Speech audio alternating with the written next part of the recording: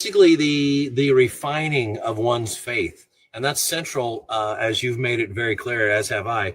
That's central to your life. Do you want to tell us a little bit about that? Yeah, I have been on, like I said, a journey for the past 30 years of just, I would call the first 10 years of it just trying to survive my own emotions, from day to day and sometimes minute to minute. And that's really not living. It's surviving. And I had to, like, that can't continue forever. There comes a point where you come to the end of that, and you come to the end of yourself. And for me, it was really literally a matter of, am I going to make it or not, sort of thing. And I took one tiny step towards the Lord and opened up a Bible. I was very angry at God for a long time, and thought religion was the reason that this had happened to my family and all of these things. And tried to do life my way, tried to acquire the things and do the steps, and all of the things that the world tells you will make you happy, and the things that you should do. You should build your dream house and get married, and have a child, and all of the white picket fence and the American dream and all of those things. And it left me empty, and I hit a wall. And I hit a wall with PTSD and postpartum depression and all of those things. And now I had a little boy involved that I loved very dearly, but was struggling as a young mom. And we didn't talk about those sorts of things when I was going through it. And I didn't have my own mom at the time to lean on and, get support from. And I needed her desperately at that time, and I didn't have her. So I came to the end of myself, and I thought, what would she do? And her faith in God was so strong. And that's what stood out to me about her. And so that little nudge was, what would mom do? And when I was about 7 years old, my parents had been attending a church, and I had memorized one verse for a piece of candy. It was like, I wasn't memorizing it for the verse, but I was being bribed, and I was all about it. So I memorized John 3:16 when I was 7 years old, and I didn't think about the verse for years after that. I mean, until I was a young mom myself. And in that moment, I was in a moment of desperation where I'll just say it out loud because people go through it all the time. At that time, I was contemplating whether or not life was even worth living. And I would look at my son and think, you cannot leave him motherless, because you know what it's like to grow up without a mother. And for me, that was not an option. But I was so just pulverized. I just knew I had to do something, had to change, or I wasn't going to make it. Mm-hmm.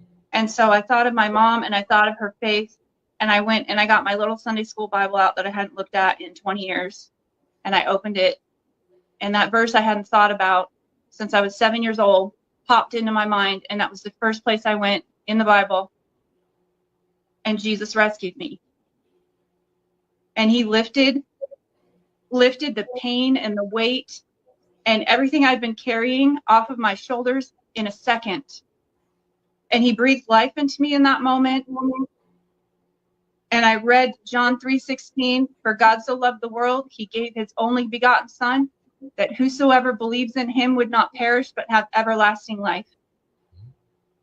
And I read the second verse, John 3:17, for God did not send his son into the world to condemn the world, but so that through him the world might be saved. And it dealt with everything. Those two verses dealt with everything I was struggling with. I was struggling with God's condemnation. I was struggling with death. I was struggling with, why did this happen to my mom? Why did this happen to my little brother?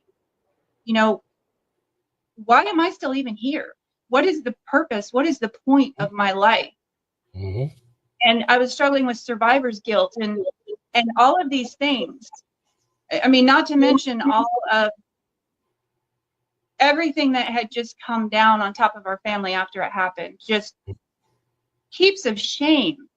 You know, every time I turned around, there was something in the newspaper, and you would go, I would go on, and I would try and live a normal life, and then something else would come out, or something else would happen, or it would just, I could take a few steps forward in quote unquote normalcy. What is normal? I don't even know, but wanting to live in some form of peace, I guess you could say, but it was always being interrupted. And so when I read those two verses and I ran face first into Jesus for the first time, it began some true healing. And I was a mess for a while. There was a lot for him to deal with. There was a lot for him to clean up. But I just kept chasing him because he's life. He was life to me. And it changed everything for me. It turned my life completely around. I never tire of hearing these stories, and I think the average person would be shocked how many people of faith are immersed in Second Amendment culture. I'm not sure I can explain that other than maybe the pursuit of truth. When you read the words of the Second Amendment, I think it's pretty safe to say that many people understand them. They understand what the words actually mean. They understand what they were in the contextual sense of when they were offered, the fact that they didn't change in ideology from then to now, and everything associated with it. So it makes it pretty easy to grasp when you actually read it and apply anything but relativism. Well, when you do that, it's not a stretch to find people that think that way or understand it that way, are almost always of faith. There are a ton of people that come on this show, that come on this program, if you will, that are part of Warrior Wednesday that openly talk about their faith, and they're quite willing to do that. I mean, Sarah, I've had SEAL team members on here. I've had governors, all kinds of high-level politicians. I've had the interim attorney general of the United States on this program before. I mean, and these people are quite willing to tell you about what and how their moral compass is calibrated. And I absolutely love that. I'm so glad that so many are unashamed.